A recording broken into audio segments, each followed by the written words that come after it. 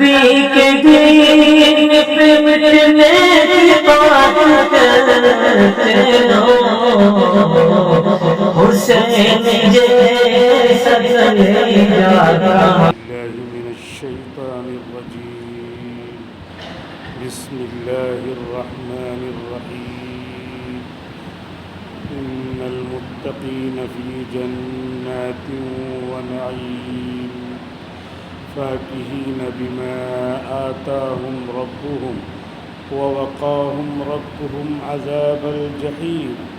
كلوا واشربوا هنيئا بما كنتم تعملون متكئين على سرر مصفوفة وزوجناهم بحور عين.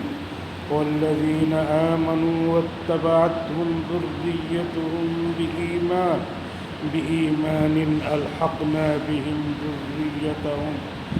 ذريتهم وما ألتناهم من عملهم من شيء كل امرئ بما كسب رهين.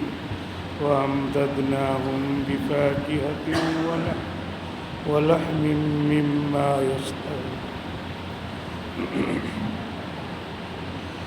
إن المتقين في جنات ونعيم.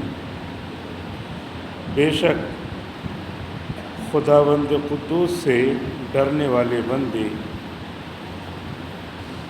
باغات میں ہوں گے اور طرح طرح کی نعمتوں میں ہوں گے. فاکہین بما آتاہم ربہم. ان کے رب نے جو نعمتیں اور میوے ان کو جنت میں دی ہیں اس سے وہ لطف اٹھا رہے ہوں گے، لطف اندوز ہو رہے ہوں گے. وَوَقَاهُمْ رَبُّهُمْ عَذَابَ الْجَحِيمِ. اور ان کا پروردگار ان کو آتش سوزاں جہنم کے عذاب سے بچا لے گا. کُلُوا وَاشْرَبُوا هَنِيئًا بِمَا كُنتُمْ تَعْمَلُونَ. اللہ کی طرف سے فرشتے آ کر کہیں گے کھاؤ پیو لطف اٹھاتے ہوئے اپنے ان اعمال کے سبب جو تم مشقت اٹھا کر دنیا میں کرتے تھے. متکئین علی سرر مصفوفہ. بچھی ہوئی مسہریوں پر آرام سے ٹیک لگا کر کھاؤ پیو اور لطف اٹھاؤ. وَزَوَّجْنَاهُمْ بِحُورٍ عِينٍ. اور ہم ان کی شادی رچا دیں گے بڑی بڑی آنکھوں والی گوری گوری رنگت والی حوروں سے. والذین آمنوا واتبعتهم ذريتهم بإيمان الحقنا بهم ذريتهم. اور جو لوگ ایمان لے آئے اور ان کے بال بچوں نے ایمان میں اعمال میں ان کی پیروی کی تو ہم ان کی اولاد اور بال بچوں کو ان کے ساتھ جنت میں ملا دیں گے. وَمَا أَلَتْنَاهُمْ مِنْ عَمَلِهِمْ مِنْ شَيْءٍ. اور ہم ان کے اعمال میں کوئی کمی نہیں کریں گے کہ اونچے لوگوں کا درجہ نیچے کر دیں، ایسا نہیں کریں گے. کل امرئ بما کسب رہین. ہر آدمی اپنے عمل ہی میں محبوس ہوگا کہ جتنا عمل کیا ہوگا اتنا ہی اس کو نعمت اور وہی درجہ جزا کا ملے گا. وَأَمْدَدْنَاهُمْ بِفَاكِهَةٍ وَلَحْمٍ مِّمَّا يَشْتَهُونَ. اور ہم ان کو پہنچائیں گے طرح طرح کے میوے اور قسم قسم کے پرندوں کے گوشت جس کی وہ خواہش کریں گے. يتنازعون فيها كأسا لا لغو فيها ولا تعثيم، اور جنت میں وہ دوستانہ انداز میں جھگڑیں گے، چھینا جھپٹی کریں گے جام شراب کے پینے میں کہ مجھے دے دو مجھے دے دو۔ لا لغو فیہا ولا تعثیم، جس میں کوئی بیکار بات نہیں ہوگی اور نہ کوئی فضول گناہ کی بات۔ وَيَطُوفُ عَلَيْهِمْ غِلْمَانٌ لَهُمْ كَأَنَّهُمْ لُؤْلُؤٌ مَكْنُونٌ، اور جنتیوں کے پاس چھوٹے چھوٹے خوبصورت جنتی بچے آئیں گے جائیں گے، ایسا معلوم ہوگا جیسے چھپائے ہوئے بکھرے موتی ہیں۔ وَأَقْبَلَ بَعْضُهُمْ عَلَى بَعْضٍ يَتَسَاءَلُونَ، جنتی ایک دوسرے کی طرف متوجہ ہو کر باتیں کریں گے۔ قَالُوا إِنَّا كُنَّا قَبْلُ فِي أَهْلِنَا مُشْفِقِينَ، جنت میں کہیں گے کہ ہم لوگ اس سے پہلے دنیا میں اپنے بال بچوں میں رہ کر اللہ سے ڈرتے رہتے تھے۔ فمن اللہ علینا، تو آج جنت دے کر اللہ نے ہم پر بہت بڑا احسان کیا ہے۔ ووقانا عذاب السموم، اور ہم کو دوزخ کی جھلسنے والی آگ کے عذاب سے بچا لیا ہے۔ انا کنا من قبل ندعو، بے شک ہم اس سے پہلے دنیا میں اللہ ہی سے مانگا کرتے تھے، دعائیں کرتے تھے، عبادت کرتے تھے۔ انہ هو البر الرحیم، بے شک اللہ تعالیٰ احسان کرنے والا، سراپا احسان کرنے والا اور پورا پورا نہایت مہربان ہے۔ فذکر فما انت بنعمت ربک بکاہن ولا مجنون، تو آپ ان باتوں کی نصیحت کرتے رہیے، کیونکہ یہ لوگ آپ کو دیوانہ یا کاہن کہتے ہیں، لیکن خدا کا فضل ہے آپ نہ تو کاہن ہیں اور نہ دیوانہ ہیں۔ آپ اپنا کام کرتے رہیے، نصیحت کرتے رہیے، نصیحت مومنوں کو فائدہ دیتی ہے۔ سورہ طور کی تفسیر چل رہی ہے، جس کا ایک رکوع پڑھا گیا، آدھا رکوع کل ہوا تھا جس میں دوزخیوں کا تذکرہ تھا، اور آدھا رکوع آج ہوا ہے جس میں جنتیوں کا تذکرہ ہے۔ اللہ رب العزت قرآن کریم میں اسی طرح بیان کرتے ہیں، دو متضاد چیزیں بیان کرتے ہیں۔ بتاتے ہیں کہ دیکھو رات ہے، پھر بتاتے ہیں دن ہے، دیکھو اجالا ہے، پھر دیکھو اندھیرا ہے، دیکھو کالا ہے، دیکھو گورا ہے، دیکھو اچھا ہے، دیکھو برا ہے، دیکھو بینا ہے اور دیکھو نابینا ہے۔ پھر کہتے ہیں کیا دونوں برابر ہو سکتے ہیں؟ ایک آدمی اندھیرے میں ہے اور ایک آدمی اجالے میں ہے، کیا دونوں برابر ہو سکتے ہیں؟ ایک آدمی اندھا ہے، دیکھ ہی نہیں پا رہا ہے، اور ایک آدمی دنیا کی نعمتیں دیکھ رہا ہے، کیا دونوں برابر ہو سکتے ہیں؟ اللہ تعالیٰ کہہ رہے ایک آدمی دھوپ میں کام کر رہا ہے، صبح سے شام تک ٹھیلا لگائے ہوئے ہے، دھوپ میں پسینے میں شرابور ہے، پھر شام کو کچھ پیسے کما کے لاتا ہے، اپنا اور بچوں کا پیٹ پالتا ہے، اور ایک آدمی ٹھاٹھ سے اے سی میں قلم چلاتا ہے، وہ بھی سیلری پاتا ہے، تو کیا دونوں برابر ہو سکتے ہیں؟ تو ایسے دنیا کی چیزیں مثال دے کر کے اللہ تعالیٰ سمجھاتے ہیں، تو کیا ایک آدمی ہمیشہ کے لیے جہنم میں ڈال دیا گیا، جہنم کا عذاب ہے اور جھلسا دینے والی آگ ہے، اور طرح طرح کے پینے کو ملیں گے، کھانے کے لیے زقوم کا درخت ملے گا، یہ ہے، اور ایک جنت میں ہے، طرح طرح کی نعمتیں اٹھا رہا ہے، کیا دونوں برابر ہو سکتے ہیں؟ تو اسی لیے اللہ تعالیٰ نے اس سے پہلے دوزخیوں کا ذکر کیا، اب اس کے بعد جنتیوں کا ذکر کرتے ہیں۔ تو حقیقت میں جنت اور دوزخ بتانا ہے، نیک عمل اور برا عمل بتانا ہے کہ برا عمل اور نیک عمل برابر نہیں ہو سکتے۔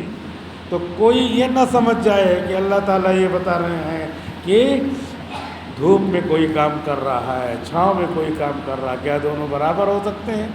برابر نہیں ہو سکتے، لہذا چھاؤں میں کام کرنے کے لیے محنت کرتے رہے، D M S D M بن گئے، ISPS پاس کیا، لیکن اس کے بعد آنکھ بند ہوئی، ختم۔ تو اسی کے لیے نہیں بتا رہے ہیں کہ اتنی دیر کے لیے آدمی سمجھ گیا، اتنی دیر کے لیے، لہذا ڈی ایم بن گیا، SDM بن گیا، اور تھوڑا اسکرو ڈھیلا کر دیا، پاگل بن کے گھوم رہا ہے۔ لیکن جب چھاؤں میں رہنا، جنت ان کی چھاؤں میں جب رہیں گے تو وہاں پہ اللہ تعالیٰ دماغ نہیں، کوئی چیز نہیں بدلیں گے، وہ ہمیشہ کی جنت ہے۔ ہمیشہ کی جنت دلانے کے لیے اللہ تعالیٰ یہ سب کر رہے ہیں۔ یہ نہیں کہ دنیا کی چیزوں کو جو سمجھانے کے لیے پیش کیا تھا کہ دیکھو جیسے دنیا کے اعتبار سے تم برابر نہیں سمجھتے ہو، ایسے ہی سمجھو، کیونکہ ہمیشہ کا آرام حاصل کرنا ہے، ہمیشہ کی تکلیف سے اپنے آپ کو بچانا ہے۔ اللہ کے رسول نے فرمایا الکیس من دان نفسہ وعمل لما بعد الموت، عقل مند وہ ہے جو موت کے بعد والی زندگی کے لیے محنت کرے اور عمل کرے، اپنے اعمال کا محاسبہ کرتا رہے۔ میں نے شام کو سوتے وقت دن بھر میں کتنے ایسے کام کیے جو ہمیشہ کام آنے والی جنت کے لیے ہے، اور میں نے کتنے ایسے کام کیے جو جنت کے علاوہ دوزخ کے لیے ہے۔ سوچتا رہے اور سوتے وقت توبہ کر لے۔ سوتے وقت اگر ایک مرتبہ بھی کلمہ پڑھ لیا لا الہ الا اللہ محمد رسول اللہ دل سے، تو دن بھر کے گناہ اس کے معاف ہو جائیں، کیونکہ ایک مرتبہ دل سے اگر پڑھ لیا، کافر نے 70 سال کا کافر ہے اور اس نے آخری عمر میں پڑھ لیا لا الہ الا اللہ محمد رسول اللہ، میں گواہی دیتا ہوں اشہد ان لا الہ الا اللہ کہ اللہ کے سوا کوئی معبود نہیں ہے اور محمد اللہ کے رسول ہے۔ ایک مرتبہ پڑھتا ہے، زندگی بھر کا کفر، شرک، گناہ، چوری، چماری، تمام چیزیں لا الہ الا اللہ ایک مرتبہ پڑھ لینے سے وہ ساری گناہ معاف ہو جاتے ہیں اور وہ اسلام کے دائرے میں آ جاتا ہے، مسلمان ہو جاتا ہے۔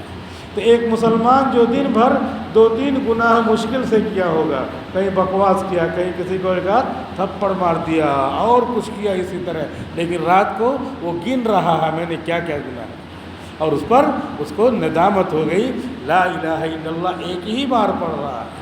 تو ایک بار پڑھنے سے زندگی بھر کے اگر گناہ معاف ہو جاتے ہیں، تو یہاں تو مومن ہے دن بھر میں 2-3 گناہ کیا ہے بس، اور اس پر بھی ندامت ہو رہی ہے، تو کیوں نہیں معاف کریں گے؟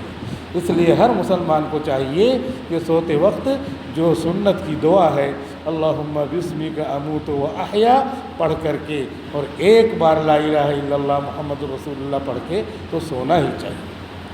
اور بزرگان دین بتاتے ہیں کہ حدیث شریف میں آتا ہے جددوا ایمانکم،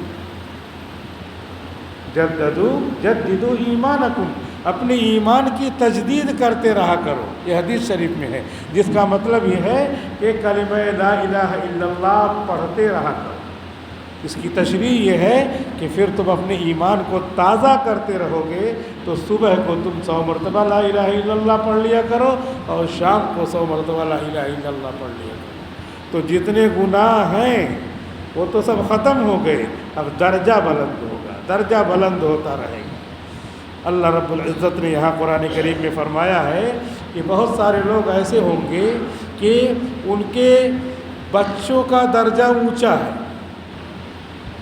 جنت میں اونچی جنت ان کو ملے گی، اور باپ اور ماں باپ کا درجہ نیچے ہے مان لیے، یا اسی کا الٹا ہے، ماں باپ کا درجہ اوپر والی جنت ہے اور اس کے 2-3 جنت نیچے درجہ ہے اس کا۔ تو اللہ تعالیٰ کہہ رہے ہیں ہم اپنے فضل سے ایسا کریں گے کہ یہ سب ایک خاندان ہے، بال بچے ہیں، لیکن اپنے عمل کی وجہ سے کسی کو اونچی جنت ملی، کسی کو نیچی، تو ہم کیا کریں گے؟ نیچی والوں کو اپنے فضل سے اوپر لے آئیں گے، اسی کے برابر والا درجہ، اسی کے برابر والی جنت اس کو دیں گے۔ وَمَا أَنَتْنَاهُم مِّنْ عَمَلِهِم مِّن شَيْءٍ، ہم ان کے عمل کو کم کر کے ایسا نہیں کریں گے کہ جن کا درجہ اونچا ہے چلو بال بچوں سے ملانے کے لیے ان کے برابر والی کر دیں، ایسا نہیں، بلکہ اللہ فضل فرمائیں گے اپنے عمل سے جن کو کم جنت ملی، کم درجے کی، اس کو اوپر اٹھا کر کے لے کے جائیں گے، برابر میں رہو، اپنی جنت میں رہو۔ اور وہاں پر جنت کی نعمتوں کا ذکر اللہ تعالیٰ کر رہے ہیں کہ جنت میں نعمتیں، ایک نعمت کا ذکر کیا کیا؟ حوریں ملیں گی، حوریں ملیں گی۔ حور کا مطلب ہوتا ہے گوری رنگت والی عورتیں، اور عین کا مطلب ہوتا ہے بڑی بڑی آنکھوں والی۔ تو یہ بڑی بڑی آنکھیں ہونا اور گوری رنگت ہونا یہ خوبصورتی کی علامت ہے، یہ خوبصورتی کی علامت ہے۔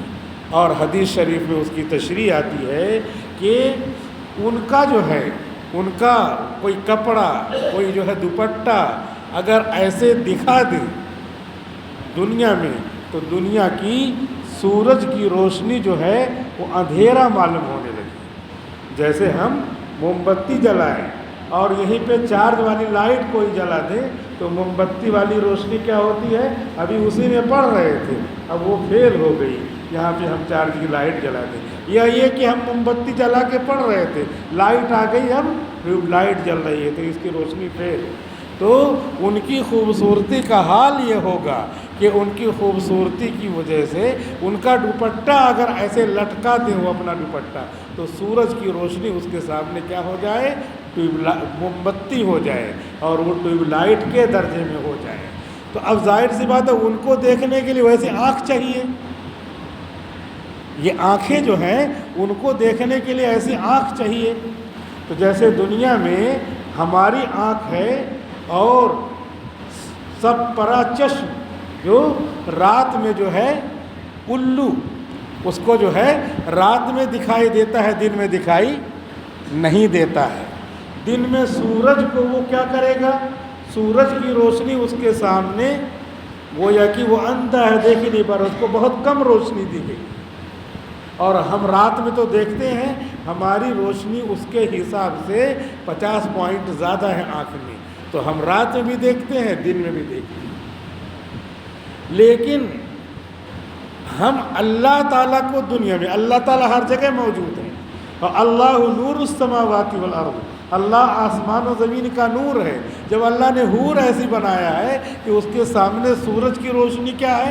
سورج کی روشنی اس کے سامنے موم بتی ہے، تو ہماری جو روشنی ہے یہ چمگادڑ کی طرح ہے۔ ہماری روشنی اللہ کے موجود ہونے، اللہ ہر جگہ موجود ہے، تو وہ یہ کہ ہم دیکھ ہی نہیں پا رہے ہیں، جیسے چمگادڑ سورج کو نہیں دیکھ رہا ہے، ایسے آنکھیں بند کر کے چلتا ہے، اسی طرح اللہ جو نور ہے، نور اللہ نور السماوات والارض، جس نے اوروں کو ایسا بنایا ہے کہ اس کے سامنے سورج کی روشنی کیا ہے؟ کینڈل ہے، موم بتی ہے، چراغ ہے، تو خود اللہ کا نور کتنا بڑا ہوگا۔ اس لیے ہم اللہ کو نہیں دیکھ پا رہے ہیں، جیسے چمگادڑ جو ہے سورج کو دن میں نہیں دیکھ پا رہا کہ اس کی روشنی کم ہے۔ تو یہ نہیں کہ اللہ تعالیٰ نظر نہیں آتا، ہم دیکھ ہی نہیں پا رہے ہیں۔ یہ نہیں کہ اللہ کے اندر کوئی عیب ہے، اللہ کے اندر کوئی عیب نہیں ہے۔ جیسے چمگادڑ کے اندر عیب ہے کہ وہ سورج کی روشنی کو نہیں دیکھ پاتا، یہ نہیں کہ سورج ہی کو کہہ رہا بتاؤ وہ دکھتا ہی نہیں مجھ کو، کتنا بڑا عیب کر رہا ہے۔ نہیں، جیسے ہم یہ کہتے ہیں اس کی آنکھوں میں روشنی کم ہے، ایسے ہی ہماری روشنی آنکھوں میں اللہ نے کم رکھی ہے، اور اللہ تو دکھتا ہے، ہر جگہ دکھتا ہے۔ اللہ تعالیٰ اب اوٹ میں دکھتا ہے، ہر جگہ دکھتا ہے، مطلب ہے پھول ہے تو پھول میں آپ دیکھ لو یہ اللہ تعالیٰ نے بنایا، یہی پیچھے اللہ تعالیٰ ہے۔ ہر چیز میں، درخت میں، پودے میں، ہماری ذات میں ہم کو اللہ نے بنایا، اور دماغ کو چیر کر کے دیکھو کیا ہے اس میں، ایسے گوشت ہے لیکن اسی سے آدمی سوچتا ہے، اسی سے پورا انٹیلیجنٹ بن جاتا ہے، یہ آئی بنا دیا ہے اور کیا کیا بناتا رہتا ہے۔ تو یہ جو ہے یہی چیز ہے، تو اللہ اسی کے پیچھے ہے، یعنی سمجھنے کے لیے اللہ کو آپ اوٹ میں دیکھ سکتے ہیں. اس کو بزرگوں نے اس طرح سمجھایا ہے جیسے کہ دھواں دیکھ رہے ہیں. کیا ہے؟ دھواں اڑ رہا ہے. تو دھواں دیکھ کر کے آدمی پتہ لگا لیتا ہے کہ آگ ہے. تو ایسے ہی دنیا کی جتنی چیزیں ہیں ان کو دیکھ کر وہ دھوئیں کی مانند ہے. ان کو دیکھ کر کے ہم پتہ لگا لیتے ہیں کہ اس کے پیچھے اللہ ہے. ورنہ اللہ ہر جگہ ہے اور ہماری آنکھیں چمگادڑ کی طرح ہیں, شپرا چشم کی طرح ہیں کہ ہماری آنکھ کی روشنی کم ہے. جب جنت میں جائیں گے تو ایک تو حوروں کو دیکھنے کے لیے آنکھ چاہیے, تو جنت کی آنکھ بنائیں گے اللہ تعالیٰ. جنت کی آنکھ, اس میں روشنی اتنی ہوگی کہ اللہ رب العزت اپنا بھی دیدار کرائے. آپ یہ دنیا میں یہاں کسی الفاظ کے ذریعے نہیں سمجھایا جا سکتا. تصور صرف آپ کر سکتے ہیں کہ دنیا کی جتنی بھی خوبصورت چیزیں ہیں, حسینوں سے زیادہ حسین جتنی حسینائیں ہیں اور جتنی بھی خوبصورت چیزیں ہیں, اس کو نکال کر کے اللہ نے اپنے یہاں سے حسن دنیا میں بانٹا ہے. تو اس کا مرکز و سینٹر جتنی خوبصورت چیزیں, آدمی کہیں گھومنے جاتا ہے, جو ہے وزٹنگ پلیسز میں جاتا ہے, گھومنے کی جگہوں میں جاتا ہے, دیکھ کر کے لطف لیتا ہے, ان سب حسن کو جمع کرو دنیا میں. لیکن یہ اللہ نے دیا ہے, اس کے پاس ابھی کتنا ہوگا؟ تو خود اللہ تعالیٰ حسن کا مرکز ہے. وہ کیسا ہوگا تصور جتنا بھی کر سکتے ہو کر لیجئے, پھر وہ اس کا دیدار ہوگا. اللہ اپنا دیدار خود کرائیں گے. اس سے پہلے آیت آئی تھی, اس میں آیا تھا وَلَدَيْنَا مَزِيدٌ, اور جتنی نعمتیں جنت میں ہم نے تم کو دے دیا, اس کے بعد ہمارے پاس کچھ اور زائد ہے. اس زائد کی تفسیر ہے اللہ کا دیدار. جیسے آپ جو ہے اپنے دنیا کے اعتبار سے تصور کیجئے, کسی کا کوئی محبوب ہو سامنے آ جائے تو کیا ہو جائے گا؟ وہ سب چیزیں بھول جاتا ہے, مبہوت ہو جاتا ہے, بس اب اس کو کچھ دکھائی نہیں دیتا, اس کی محبت میں پاگل ہے. تو اسی طریقے سے جو محبوبوں کا محبوب ہے, جس نے پوری دنیا بنائی ہے, اس کا جب دیدار ہوگا تو سارے کے سارے لوگوں کو پوچھا جائے گا کہ کیا ہوا, تو سب نعمتیں بھول جائیں گے کہ اس سے بڑی نعمت کیا ہوگی, اللہ کے دیدار سے بڑی نعمت کیا ہوگی. تو اس کو جتنا تصور کریں گے ویسے, الفاظ تو ہمارے پاس ہیں نہ کوئی بیان ہی کر سکتا ہے. خود نبی نے اسی لیے بیان کر دیا کہ جنت میں کیا نعمتیں ہوں گی, مالا عین رات. ایسا بیان کر دیا کہ اب اس کے آگے بیان بھی نہیں کر سکتے. اتنی نعمتیں ہوں گی جن کو آنکھوں نے دیکھا نہیں. اب آنکھیں دیکھ کر کے سب نعمتوں کو گنتے رہیے, دیکھتے رہیے. بازار میں چلے جائیے, مختلف ملکوں میں چلے جائیے, مختلف اچھے شہروں میں چلے جائیے, سب نعمتیں جو دیکھی ہیں کہہ دیا مالا عین رات. جنت میں ایسی نعمتیں ہوں گی, یہ کیا ہے, آنکھوں نے دیکھا ہی نہیں. ولا اذن سمعت, اور نہ کسی کان نے سنا. سنتے ہیں ایسی چیز, ایسی نعمت, ایسی جو ہے, ایسا ٹیسٹ, ایسا کھایا ہے, کہہ دیا ولا اذن سمعت. جتنی نعمتیں تم نے سنی ہیں, بڑے بڑے ہوٹل کا تصور کر لو, موبائل میں ڈائل کر کے یوٹیوب پہ دیکھ لو کیسے کیسے نعمتیں لوگ کھاتے ہیں اور کتنے کتنے کروڑ کے کھانے ہوتے ہیں. ولا اذن سمعت, جتنا بھی آپ نے سن لیا جنت کی نعمتوں کو, کانوں نے سنا بھی نہیں ہوگا. اور دل میں تصور کرو, یہاں بیٹھے رہے امریکہ, تصور کر لو پہنچ گئے, لاس اینجلس پہنچ گئے, تصور کر لو کہاں کہاں پہنچ گئے. خواب میں تو بہت مرتبہ آدمی کیا کیا کھانے کھاتا ہے اور کیا کیا تصور کرتا ہے, خواب میں پورا کھا پی کر کے لطف اندوز ہوتا ہے. کہہ رہے تصور جتنا بھی کر سکتے ہو آپ کرو. اللہ تعالیٰ کہہ رہے ہیں جنت کی نعمتیں ولا خطر علی قلب بشر, کسی انسان کے تصور میں بھی وہ نعمتیں نہیں آئیں, کسی انسان کے خیال میں بھی نہیں آئی ہے. اب اس سے زیادہ بڑھ کر کے بیان نہیں کیا جا سکتا, کیونکہ کوئی بھی چیز جو جنت کی ہوگی دنیا سے کمپیریزن کر ہی نہیں سکتے, تقابل کر ہی نہیں سکتے. مثال کے طور پہ اللہ تعالیٰ نے بیان کیا کہ انگور ملے گا, جنت میں انگور ملے گا. تو وہاں پہ جب انگور آئے گا تو یہی جو انگور بڑا بڑا یا میٹھا جتنا بھی جو بھی اچھا سے اچھا آپ نے انگور کھایا ہو تو سوچیں گے کہ یہ جنت کا انگور آ رہا ہے.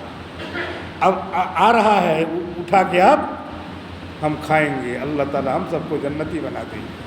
تو کھائیں گے اور کھا کر کے آمین تو کہہ دیجئے، پتہ نہیں قبولیت کی گھڑی ہے، تو جب کھائیں گے جنتی کھائیں گے اس کا ٹیسٹ تو دنیا سے بالکل الگ ہو. یہ کیا، میں تو انگور سمجھ رہا تھا دنیا کا.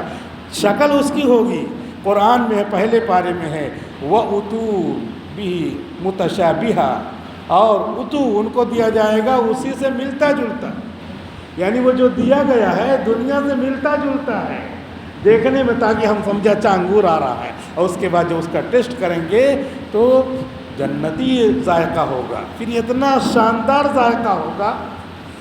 اچھا ایک بات اور، جیسے ہی جنت میں جنتی داخل ہوگا، جنتی جیسے ہی جنت میں داخل ہوگا تو جنت کے داروغہ کا نام ہے رضوان، رضوان نام ہے. اپنے بچوں کا نام رضوان رکھنا چاہیے، یہ بھی ایک اچھا نام ہے، اس کو بھی رکھنا چاہیے. محمد اور احمد یہ نام تو اچھے ہی ہیں، تو جنت کے داروغہ کا نام ہے رضوان.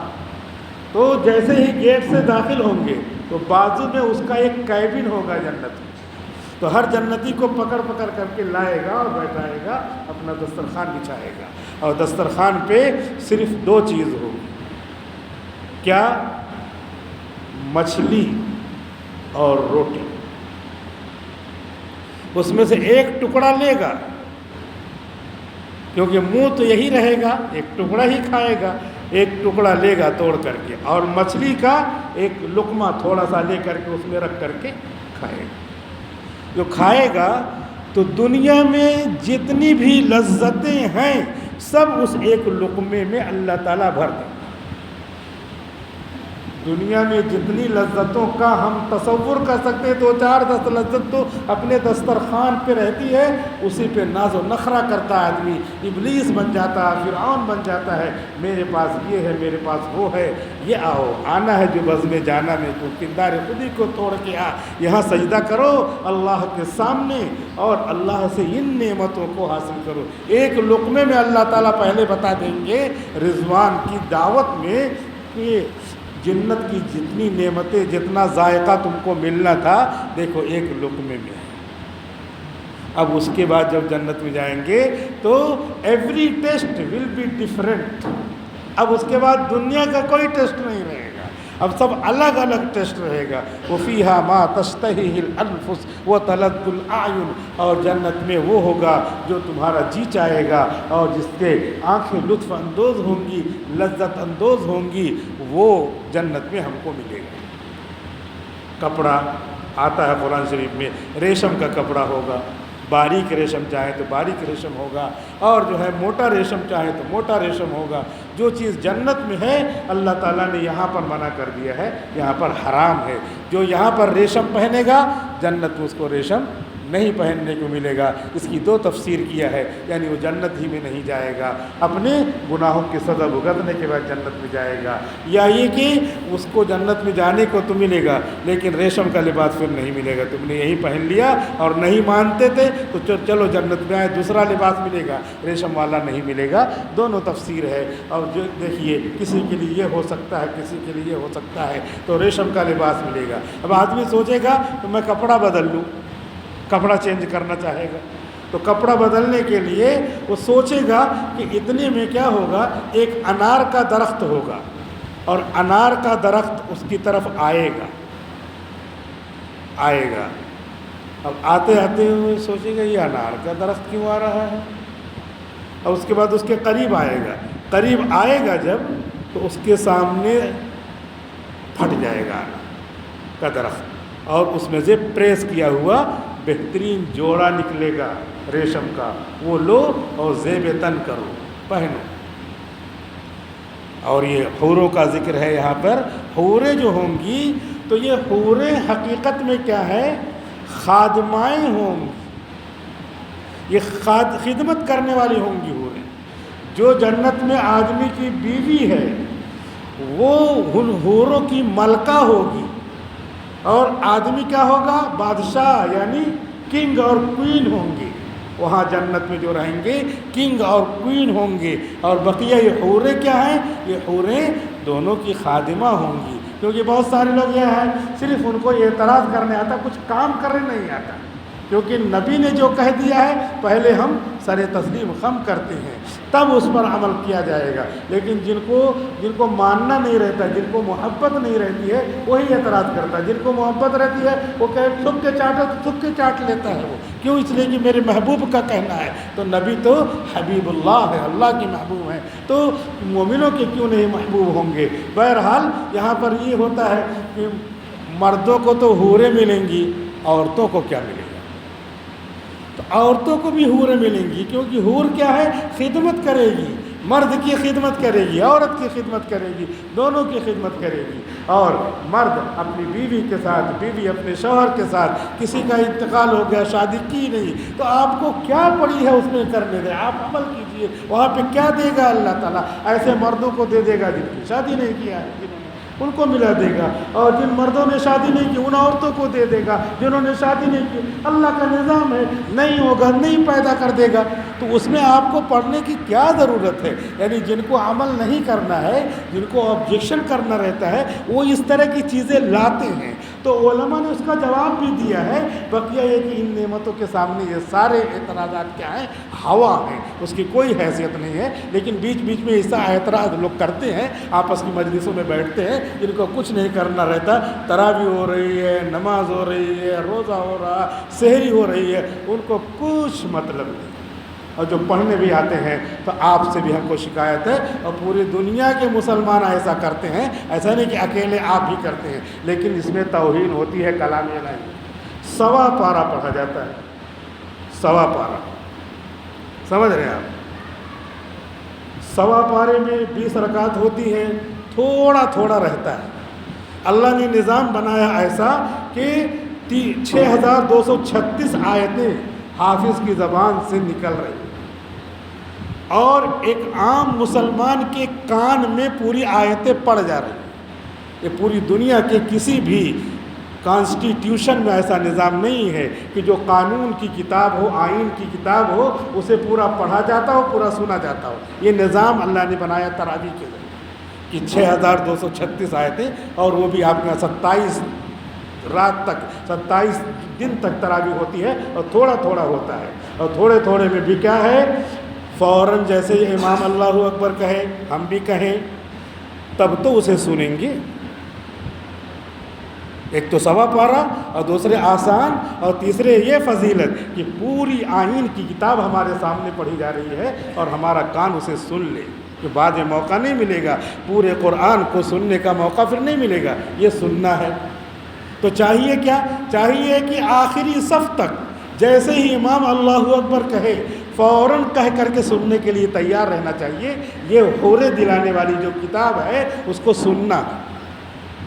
لیکن ہوتا کیا ہے؟ ہوتا یہ ہے کہ امام صاحب پڑھ رہے ہیں، اور ادھر جو ہے گروپ بنا بنا کر کے آرام سے باتیں ہو رہی ہیں۔ معاف کیجئے، ہم سب لوگ اسی میں داخل ہیں، لیکن اس کو عمل میں لانا ہے۔ کوئی شکایت کرنا اور کسی کو ڈانٹنا کوئی یہ مقصد نہیں ہے۔ آپ خود غور کریں کہ جب یہ پوری کتاب پڑھی جا رہی ہے تو ہم کو سوا پارے میں ہوتا کیا ہے؟ میں 3 پارہ گھر پہ پڑھا رہا ہوں، 3 پارہ، عورتیں میرے پیچھے، میری بچیاں پڑھ رہی ہیں، میرے گھر والی پڑھ رہی، 3 پارہ پڑھا رہا ہوں۔ 10 دن میں انشاءاللہ ختم کرنا ہے، 16واں 17واں 18واں پارہ ہے۔ سب عورتیں کھڑی ہو جاتی ہیں، 3 پارے میں کھڑی ہوتی ہیں، اور آپ کو یا اور بھی لوگ جتنے ہیں ان مسجدوں میں پتہ نہیں کیا لوگوں کو ہو رہا ہے، اسی وقت بیٹھ کر کے گروپ بنا کے باتیں کرتے ہیں۔ کیا مل جا رہا ہے؟ تمہاری بات اور اللہ کی بات، کلام کا کلام اللہ، تمہاری بات اللہ کا کلام، تمہارا کلام، کون بہتر ہے؟ آپ فیصلہ کیجئے، تھوڑا عقل سے سوچئے۔ تھوڑے دیر کے لیے کیا جان نکل جائے گی؟ بات کرنے کے لیے زندگی نہیں ہے۔ اس لیے میں اپنے تمام بھائیوں کو، نوجوانوں کو، بوڑھوں کو، بچوں کو، ساتھیوں کو، خود اپنے کو بھی یہ نصیحت کرنا چاہتا ہوں کہ ہم کو چاہیے، کلام الہی ہے، فوراً کھڑے ہو جائیں۔ ابھی 1 گھنٹے میں تو پھر باتیں کرنا ہی کرنا ہے، تب اور لذت بھی ملے گی۔ جب باتیں کرنے کے لیے رکے رہیں گے، جیسے کھانے پینے کے لیے رکے ہیں تو افطاری میں لذت ملتی ہے، دن بھر کھاتا رہے تو اس کو پانی میں کیا لذت ملے گی؟ ابھی بات کے لیے رک جائیے۔ اللہ کے گھر میں آ گئے ہیں، اللہ کا کلام چل رہا ہے، انشاءاللہ 20 رکعت میں کھڑے ہو کر کے کلام الہی سنوں گا۔ یہ ہو، یہ نہیں کہ کوئی کہہ رہا، کوئی چلا رہا، کوئی بول رہا، پھر نہیں ہم خود اپنے آپ پر چلائیں، بولیں کہ کیا میں کر رہا ہوں، کلام الہی ہے جو اللہ تعالیٰ یہ سب نعمتیں دینے والے ہیں، ان نعمتوں کو حاصل کرنے کے لیے مجھے دوڑ کر کے اور اپنے ساتھی کو ہو سکے تو نصیحت کر کے چلو یار آگے باتیں کر لیں گے، چلو کلام الہی سن لے، پورا 312 پڑھا جا رہا ہے، کب یہ ہم کو ہمارے کان میں آئے گا، یہ ہر سال رمضان میں آتا ہے، یہ برکت ہوتی ہے، ہم سب کو حاصل کرنا چاہیے۔ تو اللہ تعالیٰ یہ سب نعمتیں بیان کر رہے ہیں، کیسی کیسی نعمتیں بیان کر رہے ہیں، آپ سن کر کے دنگ رہ جائیں گے۔ تو یہ حالت ہے، اللہ رب العزت نے اس طرح کی نعمتیں بیان کیا ہے، حوروں کا یہ حال ہے، اور حوروں کے اعتبار سے یہ اعتراض اور جواب ہے۔ اور جنت میں ایک آدھ دو نعمتیں اور اس کا ذکر کر دیتے ہیں۔ جنت میں جمعہ کے دن بازار لگے گا، جمعہ کے دن بازار لگے گا۔ جیسے آدمی چاہتا ہے کہ چلو میں خود سے خود خرید کے لاؤں، گھر میں بڑے بوڑھے ہو جاتے ہیں، ان کا بھی من کہتا ہے بیٹا لا پیسہ میں سبزی خرید کے لاتا، کیونکہ یہ جو ہے دل کی بات ہے، ہم لائیں اپنے ہاتھ سے کھلائیں، اسی لیے بڑے بوڑھوں کے ہاتھوں سے اپنا لا کر کے ان کو دو کہ ابا آپ بانٹ دو، دادا آپ دو، کیونکہ ان کو اس میں فرحت ملتی ہے، ان کی خدمت کریں گے تو ان کی خدمت کا مطلب یہی ہے، یہ جنت ملے گی۔ اسی لیے کہا جاتا ہے ان کا ادب کرو، احترام کرو، یہ نہیں کہ اس کا فائدہ صرف دنیا ہی میں، دنیا میں بھی وہ گھر مشہور ہو جاتا ہے کہ یہ اپنے ماں باپ کا بہت آدر کرنے والے ہیں، رسپیکٹ کرنے والے ہیں، اور اخیر میں یہ سب جنت ملنے والی ہے کہ اس طریقے سے جنت میں ایک بازار اللہ تعالیٰ لگائیں، کیونکہ کسی کا جی چاہے گا کہ چلو کچھ خرید کر کے لائیں، اور اس کے بعد پھر کسی کا جی چاہے گا میں کچھ بیچوں، اس میں یہ ہوتا ہے کہ پھر بیچے گا کون؟ آپ کو اس کی فکر کیوں ہے؟ جب حدیث شریف میں آ گیا ہے جنت میں بازار لگے گا، لگوائے گا، تو اس کا جواب یہ ہے کہ کسی کا بیچنے کا من کہے گا تو وہ بیچے گا، اور کسی کا خریدنے کا من کہے گا تو خریدے گا، اور آپ لوگ جا کر کے اپنے اوروں کے لیے، اپنے بچوں کے لیے، جنتیوں کے لیے اور اپنی بیوی کے لیے خرید کر کے لائیں گے، اور بازو میں ایک دوسرے ساتھی بھی رہیں گے، تو پوچھیں گے، خیریت پوچھیں گے، ارے یہ کہاں آ گئے؟ جیسے یہاں پہ ہوتا ہے، ارے میں بھی آ گیا کچھ سامان خریدنے کے لیے، تاکہ اللہ تعالیٰ لطف بڑھائیں۔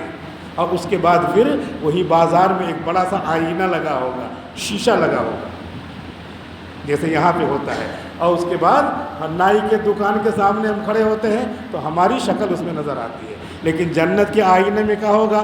جنت کے آئینے میں آدمی کھڑا ہوگا اور سامنے کروڑوں شکلیں نظر آئیں گی، خوبصورت سے خوبصورت شکل نظر آئے گی، اور آپ کو کہیں جو ہے انسٹاگرام وغیرہ پہ نہیں دکھے گی۔ یہاں آنکھیں اگر گنہگار کر لیا تو وہاں تو دکھے گی ہی نہیں، اس لیے آنکھوں کی توبہ اللہ مجھے آپ سبھی کو توفیق عطا فرمائے کہ یہ سب چیزیں کیا ہیں؟ شیطان دشمن ہے جو ہم کو دنیا کی لذتوں میں اس نے پھنسا دیا ہے، تو وہاں پر کیا ہے؟ آئینے میں اسے دیکھیں گے، آئینے میں دیکھیں گے تو ہماری شکل نہیں دنیا کے آئینے کی طرح کوئی عکس چھپ جائے، نہیں، وہاں سامنے جو ہے ہماری شکل کے لیے ہزاروں لاکھوں خوبصورت شکلیں نظر آئیں گی۔ اب اس کے بعد آگے یہ ہوگا کہ اب ہم جس شکل میں اپنے کو چاہیں سوچ لیں کہ میں ایسا بن جاؤں، یا تو کیا کیا لگاتے ہیں، کیا کیا لگواتے ہیں، اسی لیے سب چیزوں کو حرام کر دیا ہے۔ میرے نبی کی شکل کو پسند کرو، بس آ جاؤ، پھر میں تم کو کیا دیتا ہوں بس تم میری بات پہ یقین کرو۔ اللہ تعالیٰ اور اللہ کے رسول یہ کہتے ہیں، لیکن یہاں نہیں مانتا بندہ۔ شادی ہو رہی ہے تو بچیوں کو کیا کرتے ہیں؟ بیوٹی پارلر میں بھیجتے ہیں، خوبصورتی بنواتے ہیں، اور اس کے بعد شادی ہوتی ہے۔ اس کے بعد شادی ہونے کے بعد 2-3 دن کے بعد جو بہت خوبصورت تھی وہ خطرناک قسم کی چڑیل دکھتی ہے، ڈائن دکھتی ہے۔ وہی بچی، ظاہر سی بات ہے تم نے شیطان کی بات مانی تو شیطان کا عمل کروایا، اس کے بعد 2-4 مہینے میں طلاق ہو جاتی ہے۔ ارے جو ہے دکھا دو، سامنے جو ہے دکھا دو، نکاح کرا دو، یہ بیوی ہے، یہ بچے ہیں۔ لنگڑوں کی بھی شادی ہوتی ہے، اندھوں کی بھی شادی ہوتی ہے، سب کی شادی ہوتی ہے۔ اللہ کے رسول نے ان سب چیزوں سے منع فرمایا ہے۔ دھوکہ دینے سے دھوکے ہی میں رہو گے۔ جو دوسروں کے لیے جو ہے کھائی کھودتا ہے، کنواں کھودتا ہے، پہلے وہ اسی میں گرتا ہے۔ ان سب باتوں کو جو دھوکہ ہے، اس دھوکے سے بچنا اس لیے چاہیے کہ آگے وہ نعمتیں ہم کو نہیں ملنے والی ہیں، اس لیے منع کیا گیا ہے۔ کسی سے اللہ اس کے رسول کو دشمنی نہیں ہے، اس کو صحیح جگہ پہنچانا ہے، اس لیے یہ سب چیزیں منع ہوتی ہیں۔ بہرحال اس میں سے ایک کوئی بھی شکل چوائس کر لو۔ چوائس کیسے کریں گے؟ بس سوچنا ہی سوچنا ہے، سوچ لیں گے وہی شکل آدمی کی ہو جائے، اور اس کے بعد پھر سامان لے کر کے گھر جائے گا۔ گھر جائے گا تو اہلیہ اور بیوی جو ہے عورتیں ہیں، کہیں گے تو بہت خوبصورت آپ ہیں۔ پھر یہاں پہ اعتراض ہوتا شکل تو بدل گئی تو کیسے پہچانیں گے؟ تو کہہ رہے ہیں کہ وہ خاص ایسے انداز ہوگی، وہ پتہ چل جائے گا کہ وہی شکل ہے، لیکن اس میں کیا خوبصورتی، کیا اچھائی ڈال دی گئی ہے، جس کی وجہ سے یہ ہمارے شوہر ہیں، اور وہ خوبصورتی کی وجہ سے جو فدا ہونا، ایک دوسرے پر لٹو ہونا اور ایک دوسرے پر عاشق ہونا ہے، وہ وہاں پر اصلی شکل میں نظر آئے گا۔ وہاں پر پیخانہ پیشاب نہیں ہوگا، وہاں پہ پیخانہ پیشاب کی نہیں، ہاں ضرورت ہوگی کچھ تو ایک ہوا نکلے گی، اور اسی میں پیخانے پیشاب کی ضرورت پوری ہو جائے گی۔ تو جنت بہشتہ جا کی آزار نباشت کثیرہ با کثے کار نباشت، جنت تو ایسی جگہ ہے جہاں کوئی تکلیف کی چیز ہے ہی نہیں، اور نہ کسی کو کسی سے کوئی کام ہوگا کہ کام ہے یہ میرا پورا کر دے، یہ کام میرا کر دے، نہیں کرتا اس کو فون کرتے ہیں کرواتے، وہاں کسی کو کسی سے کام نہیں ہوگا، سوچا حاضر، سوچا یہ پرندہ بہت شاندار اڑتے ہوئے جا رہا ہے، بس یہ اس نے سوچ لیا، تو تھوڑی دیر کے بعد ایک پلیٹ میں ایک فرشتہ لے کر کے آئے گا گوشت، تو سوچے بجھ گئی کیا ہے، اس کو خیال بھی نہیں ہوگا یہ کیا ہوگا، وہی جو پرندہ تم نے سوچا تھا اس کو بھون بھنا کر کے اللہ نے بھیجا ہے تمہاری خدمت میں، نزلا من غفور الرحیم، غفور الرحیم کے تم مہمان ہو، وہ میزبان ہے، میزبان جیسا ہوتا ہے ویسی مہمانی ہوتی ہے، یہ لوگ کھاؤ۔ دنیا میں تم کو سنایا جا رہا تھا نزلا من غفور الرحیم، رحم کرنے والے مغفرت کرنے والے پروردگار کی طرف سے یہ کیا ہے، نزل ہے، سامان ضیافت ہے، یہ لوگ کھاؤ پیو مست رہو۔ اس طریقے سے جنت کی نعمتیں ہم کو جنت میں ملیں گی۔ اللہ رب العزت سے دعا کرتے ہیں کہ اللہ رب العزت ہم سب کے لیے جنت الفردوس مقدر فرما دے، ہم سب کی مغفرت فرما دے، دوزخ سے حفاظت فرمائے، ہمارے روزوں کو قبول فرمائے۔ وآخر دعوانا الحمد للہ رب العالمین۔